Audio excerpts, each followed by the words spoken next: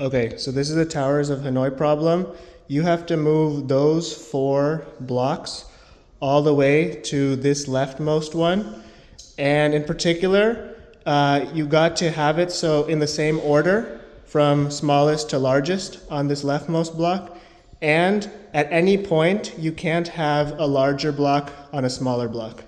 Okay, and you want to minimize the number of moves. But take as many moves as you want. Just try to get it done. All right, go.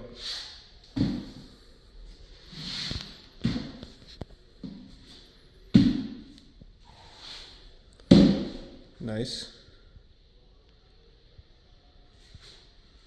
Nice. Okay.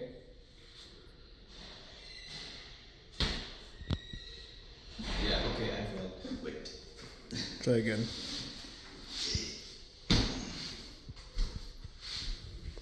But you were pretty close. Just remember, you want to get the largest one there.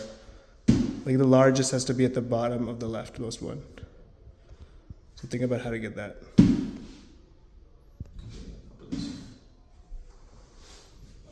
Put that. This is technically an extension to the Towers of Hanoi, which uses only 3 blocks. But the Towers of Hanoi really extensions of it can go to any number of blocks effectively.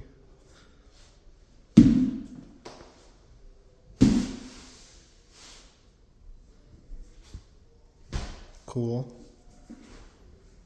Okay. That's progress. Can I take all of these? No, ones? only the top most. Yeah, that's allowed. Sure, allowed.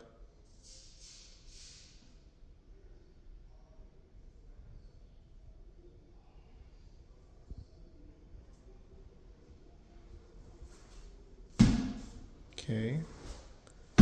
That's allowed, yeah, sure. This is possible, by the way.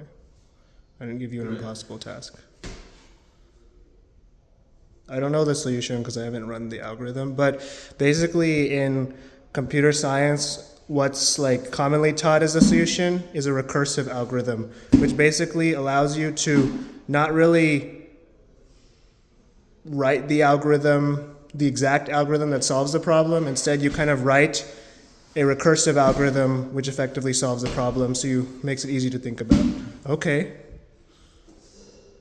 All right. Okay. Okay. All right. Okay. All right. Okay. All right. Okay. Okay, there you go. That's good. Do you remember the steps you took to get there? No, I don't remember them all, but I Okay. have an intuitive sense of what to do. Okay. That's fine. Do you want to try again with your newfound knowledge, or do you think you're good for now? It's kind of a workout. I'm going to be doing it much faster. Okay, Yeah. I see. Well, that is Towers of Hanoi. I think the new hit exercise also is Towers of With Hanoi. dumbbells, or even like whole circle like deadlift plates. It would considered it by weight.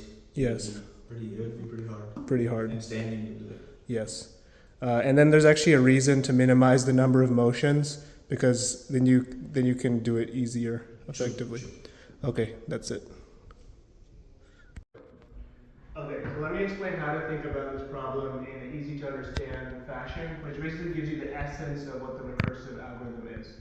So rather than think about these 4 blocks, instead, let's just think about 2 blocks. Can we solve this problem for 2 blocks? In particular, can I move it to any square I want? Well, what I can do is, let's say I want to move it to this square. Let's call this my target square, and let's call this the auxiliary square. So what I can do, in order to move it to what I call the target square, all I gotta do is move this small one to the auxiliary square, move the larger one to the target square, and then move the small one from the auxiliary square to the target square. Okay? So I have an algorithm, effectively, to move it to any square I call the target square. I could call this the target square, and I could call this the auxiliary square, and the same algorithm applies. You know, I move this to the auxiliary square, move this to the target square, move this to the target square. So that's great. So we know we can solve it with 2. We can now use this basically to be like, I can take this and I can move it here. I know I have an algorithm, I can move it to here. If I wanted to move it to here, I know I have an algorithm that allows me to move it here. So we can think of them in terms of chunks. Now, let's think about the 3 case. 3, 2, 1. Well, since we know that we already have an algorithm to move these guys wherever we want, let's invoke that algorithm in order, and let's say we want to move these 3 blocks to, let's call this the target square and this the auxiliary square. Then what I can do is, using that algorithm I mentioned earlier, I can move these 2 to the auxiliary square, I can move this to the target square, and then I can use the algorithm I mentioned before to move these to the target square. And I've solved the problem for 3. And obviously this algorithm works, you know, if I call this the target square and this the auxiliary square as well. You know, I'll just be like, okay, let me move this to the auxiliary square using my algorithm, use this to the target square, move this to the target square. Solve the problem. So now we have a 4th one, and now we have these 3. We already solved the problem for 3 blocks, so now we can solve it for 4 blocks as well. Let's say this is the target square, this is the auxiliary square.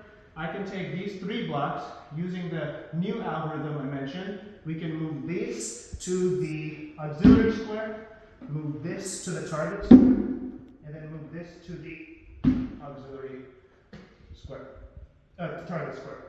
So there we go. Basically, you can sort of increase this algorithm for 4 cases, 5 cases, 6 cases, 7 cases, and I hope that was a